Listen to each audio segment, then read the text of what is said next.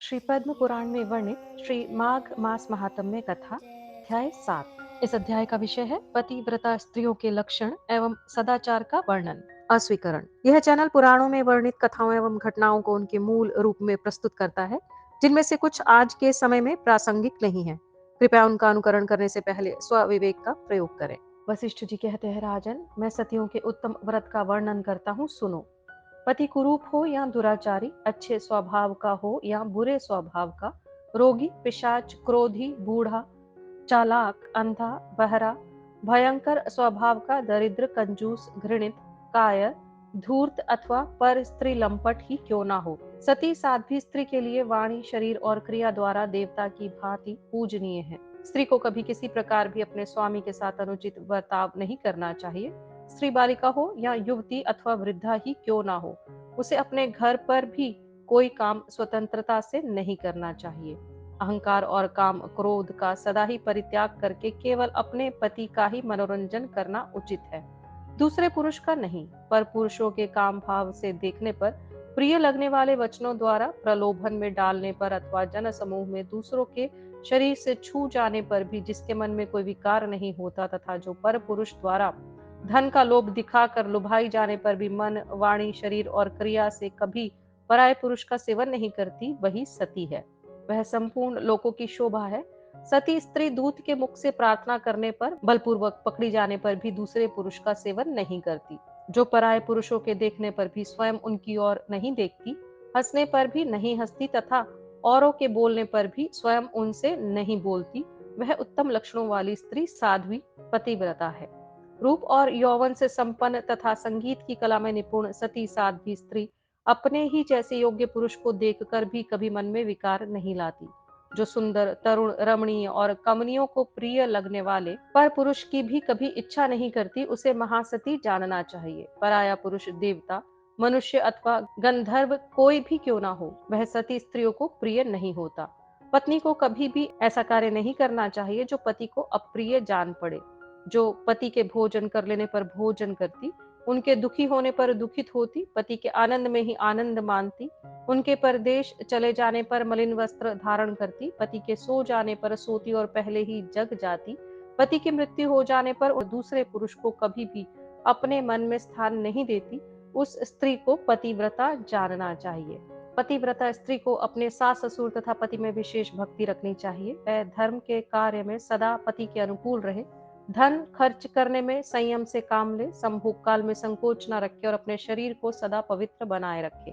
पति की मंगल कामना करे, उनसे सदा प्रिय वचन बोले, मांगलिक कार्य में संलग्न रहे, घर को सजाती रहे और घर की प्रत्येक वस्तु को प्रतिदिन साफ सुथरी रखने की चेष्टा करे। खेत से, वन से अथवा गांव से लौटकर जब पति देव घर पर आवे तो उठकर उनका स्वागत करें, आसन और जल देकर अभिनंदन करें, बर्तन और अन्न साफ रखें, समय पर भोजन बनाकर दें, संयम से रहे, अनाज को छिपा कर रखें, घर को झाड़ बुहार कर स्वच्छ बनाए रखें।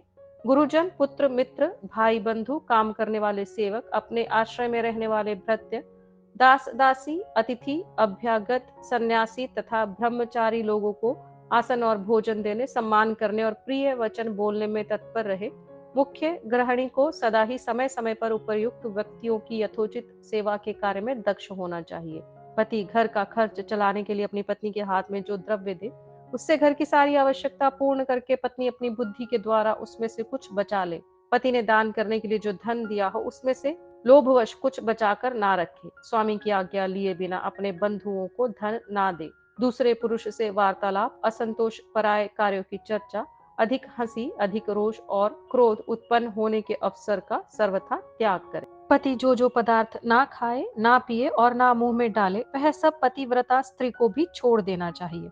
स्वामी परदेश में हो तो स्त्री के लिए तेल लगाकर नहाना, शरीर में उपटन लगाना, दांतों में मंजन लगाकर धोना, केशों को संवारना, उत्तम पदार्थ भोजन करना, अधिक समय तक कहीं बैठना, नए नए वस्त्रों को पहनना और श्रृंगार करना निषिद्ध है।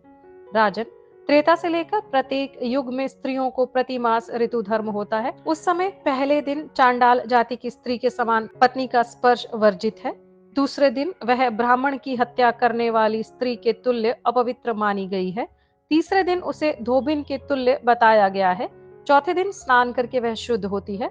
रजस्वला स्त्री स्नान, शौच, जल से होने वाली शुद्धि, गाना, रोना, हंसना, यात्रा करना, अंगराग लगाना, उपटन लगाना, दिन में सोना, दातन लगाना, मन या वाणी के द्वारा भी मैथुन करना तथा देवताओं का पूजन और नमस्कार करना छोड़ दे। पुरुष को भी चाहिए कि वह रजस्वला स्त्री से स्पर्श और वार्तालाप ना करे तथा पूर्ण प्रयत्न करके उसके वस्त्रों का भी संयोग ना होने दे। रजस्वला स्त्री स्नान करने के पश्चात पराये पुरुष की ओर दृष्टि ना डाले। सर्वप्रथम वह सूर्य देव का दर्शन करे।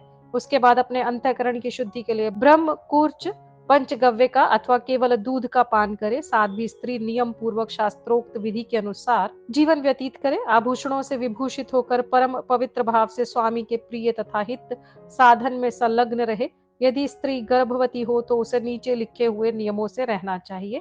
वह आत्म रक्षा पूर्वक सुंदर आभूषण धारण करके वास्तु पूजन में तत्पर रहे। उसके मुख पर प्रसन्नता छाई रहे। बुरे आचार विचार की स्त्रियों से बातचीत ना करे। सूप की हवा से बचकर रहे। जिसके बच्चे होकर मर जाते हो अथवा जो वंध्या हो, ऐसी स्त्री के साथ संसर्ग ना करे। गर्भिणी स्त्री दूसरे के घर का भोजन ना करे। मन में घृणा पैदा करने वाली कोई वस्तु ना देखे। डरावनी कथा ना सुने। भारी और अत्यंत गर्म भोजन ना करे। पहले का किया हुआ भोजन जब तक अच्छी तरह पच ना जाए दोबारा भोजन ना करे। इस विधि से रहने पर साध्वी स्त्री उत्तम पुत्र प्राप्त करती है, अन्यथा या तो गर्भ गिर जाता है या उसका निरोध हो जाता है। पति जब किसी कार्यवश घर के भीतर प्रवेश करे तो पतिव्रता स्त्री अंगराग आदि से युक्त हो शुद्ध हृदय से उसके पास जाए। तरुणी, सुंदरी, पुत्रवती, ज्येष्ठा अथवा कनिष्ठा कोई भी क्यों ना हो, परोक्ष में या सामने अपनी किसी सौत की गुणहीन होने पर भी निंदा ना करे। मन में राग द्वेष जनित मत्सरता रहने पर भी सौतों को परस्पर एक दूसरी का अप्रिय नहीं करना चाहिए। स्त्री पराये पुरुष के नामों का गान और पराये पुरुषों के गुणों का वर्णन ना करे। पति से दूर ना रहे, सदा अपने स्वामी के समीप ही निवास करे। निर्दिष्ट भूभाग में बैठकर सदा प्रियतम की ओर ही मुख किए रहे।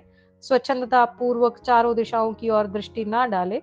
पराये पुरुष का अवलोकन ना करे। केवल पति के मुख कमल को ही हाव भाव से देखे। पतिदेव यदि कोई कथा करते हो तो स्त्री उसे बड़े आदर के साथ सुने। पति बातचीत करते हो तो स्वयं दूसरे से बात ना करे।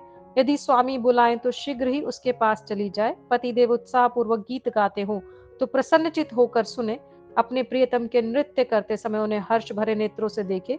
पति को शास्त्र आदि में चतुरता, विद्या और कला में प्रवीणता दिखलाते देख पत्नी आनंद में निमग्न हो जाए। पति के समीप उद्वेग और व्यग्रता पूर्ण हृदय लेकर ना ठहरे। उनके साथ प्रेम शून्य कलह ना करे। स्वामी कलह करने के योग्य नहीं है ऐसा जानकर स्त्री कभी अपने लिए, अपने भाई के लिए या अपनी सौत के लिए क्रोध में आकर उनसे कलह ना करे। फटकारने, निंदा करने और अत्यंत ताड़ना देने के कारण व्यथित होने पर भी पत्नी अपने प्रियतम को भय छोड़कर गले लगाए। स्त्री जोर जोर से विलाप ना करे। दूसरे लोगों को ना पुकारे और अपने घर से बाहर ना भागे। पति से कोई विरक्ति सूचक वचन ना कहे। सती स्त्री उत्सव आदि के समय यदि भाई बंधु के घर जाना चाहे तो पति की आज्ञा लेकर किसी अध्यक्ष के संरक्षण में रहकर जाए। वहां अधिक काल तक निवास ना करे। शीघ्र ही अपने घर लौट आए। यदि पति कहीं की यात्रा करते हो तो उस समय मंगल सूचक वचन बोले। ना जाइए कहकर पति को ना रोके और ना यात्रा के समय रोए ही। पति के परदेश जाने पर स्त्री कभी अंगराग ना लगाए। केवल जीवन निर्वाह के लिए प्रतिदिन कोई उत्तम कार्य करे। यदि स्वामी जीविका का प्रबंध करके परदेश में जाए तो उनकी निश्चित की हुई जीविका से ही गृहिणी को जीवन निर्वाह करना चाहिए। पति के ना रहने पर स्त्री सास ससुर के समीप ही शयन करे और किसी के नहीं। वह प्रतिदिन प्रयत्न करके पति के कुशल समाचार का पता लगाती रहे। स्वामी की कुशल जानने के लिए दूत भेजे तथा प्रसिद्ध देवताओं से याचना करे। इस प्रकार जिसके पति परदेश गए हो उस पतिव्रता स्त्री को ऐसे ही नियमों का पालन करना चाहिए। वह अपने अंगों को ना धोए, मैले कपड़े पहन कर रहे, बेंदी और अंजन ना लगाए, गंध और माला का भी त्याग करे, नख और केशों का श्रृंगार ना करे, दांतों को ना धोए। प्रोषित भृत्य का स्त्री के लिए पान चबाना और आलस्य के वशीभूत होना बड़ी निंदा की बात है। अधिक आलस्य करना, सदा नींद लेना, सर्वथा कलह में रुचि रखना, जोर जोर से हंसना, दूसरों से हंसी परिहास करना, पराये पुरुषों की चेष्टा का चिंतन करना, इच्छानुसार घूमना, पर पुरुष के शरीर को दबाना, एक वस्त्र पहनकर बाहर घूमना, निर्लज्जता का बर्ताव करना और बिना किसी आवश्यकता के व्यर्थ ही दूसरे के घर जाना, ये सब युवती स्त्री के लिए पाप बताए गए हैं जो पति को दुख देने वाले होते हैं। सती स्त्री घर के सब कार्य पूर्ण करके शरीर में हल्दी का उपटन लगाए, फिर शुद्ध जल से सब अंगों को धोकर सुंदर श्रृंगार करे। उसके बाद अपने मुख कमल को प्रसन्न करके प्रियतम के समीप जाए। मन, वाणी और शरीर को संयम में रखने वाली नारी ऐसे बर्ताव से इस लोक में उत्तम कीर्ति पाती और परलोक में पति का सायुज्य पाती है। देवताओं सहित संपूर्ण लोकों में पति के समान दूसरा कोई देवता नहीं है। जब पति देवता संतुष्ट होते हैं तो इच्छानुसार संपूर्ण भोगों की प्राप्ति कराते हैं और कुपित होने पर सब कुछ हर लेते हैं। संतान, नाना प्रकार के भोग, शैया, आसन, अद्भुत वस्त्र, माला, गंध, स्वर्गलोक तथा भांति भांति की कीर्ति, ये सब पति से ही प्राप्त होते हैं। इस प्रकार मुनिवर मृगशृंग धर्म, नय, नीति एवं गुणों में सबसे श्रेष्ठ सुवृता आदि चारों पत्नियों के साथ चिरकाल तक अतिरात्र और वाजपेय आदि यज्ञों का अनुष्ठान करते रहे। वे नियम पूर्वक संसारी सुख भोगते थे, तथापि उनका अंतःकरण अत्यंत निर्मल था। इस प्रकार श्री पद्म पुराण में वर्णित श्री माघ मास महात्म्य का 7वां अध्याय संपूर्ण हुआ। अपने सनातन और वैदिक इतिहास से जुड़ने के लिए कृपया इस चैनल को सब्सक्राइब करें। ओम नमो भगवते वासुदेवाय।